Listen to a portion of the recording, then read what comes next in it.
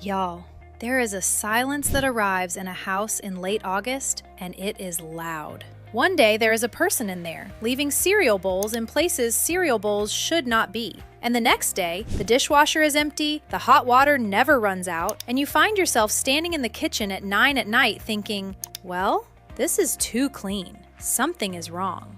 Nothing is wrong. They just grew up and drove off and took your whole personality with them. Let me set the scene. You walk down the hall and you pass the room. You were not going to go in, you were just walking by. And then you stop in the doorway like it is a museum exhibit, because that is what it has become. A museum, a shrine, a little roped-off chapel to a person who now answers your texts with one letter, and that letter is K.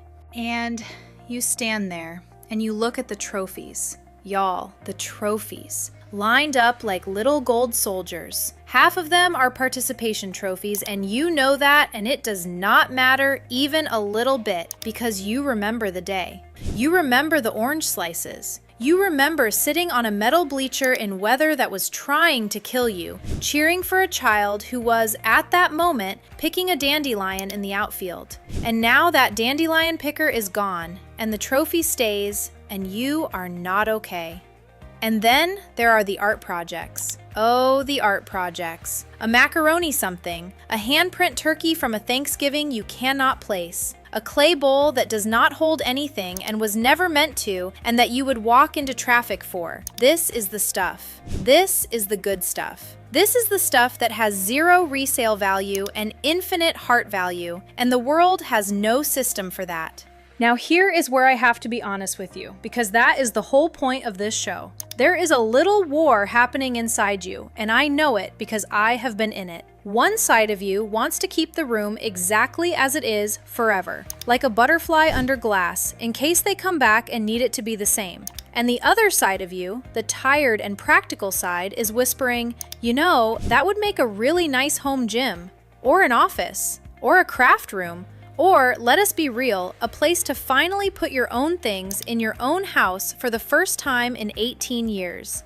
And both of those sides are right. That is the cruel part. You are allowed to grieve a hallway. You are allowed to miss a person who is alive and well and simply busy. You are also allowed to want your space back. Wanting your room back is not a betrayal. Loving your kid and reclaiming a bedroom are allowed to live in the same body at the same time. So let me give you the thing nobody told me. You do not have to choose between a shrine and a bulldozer. Those are not your only two options.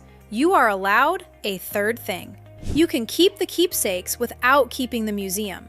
You box up the trophies and the macaroni masterpiece and the clay bowl, gently, the way you would pack something that matters. You give it a safe, clean, dry home where it is protected. And then you let the room become a room again. The keepsakes are not gone, they are held. There is a difference, and the difference is everything. And here is a small but real thing. Some of these treasures are fragile. Old photos, paper, a jersey that is more memory than fabric. Heat and humidity are not kind to the things we love most. So this is my one piece of grown-up advice for the whole episode. If replacing it would hurt, financially or emotionally, climate control it. The clay bowl your kid made, you cannot be reordered. Treat it like the original it is. Because here is the truth I want you to carry out of this room. You are not keeping a room. You never were. You are keeping a feeling. And a feeling does not need square footage in your hallway. It needs to be safe. And then, it needs you to go on living in the house, fully, with your own things in your own space. Because that child of yours did not grow up so you could sit in an empty shrine. They grew up so you would have room. Take the room. So if you are standing in a doorway tonight, looking at a wall of little gold soldiers, here is your permission slip. Got a museum where a bedroom used to be? We have got units. The price online is the price you pay, so there are no surprises while you are already feeling tender. And everything you store stays covered, yours or ours, the whole time. Because the things that hold your history deserve to be held carefully. Because peace deserves space, and so do you. And when life gets quiet, when the house gets clean and your heart gets loud, store it your way. You're not keeping a room.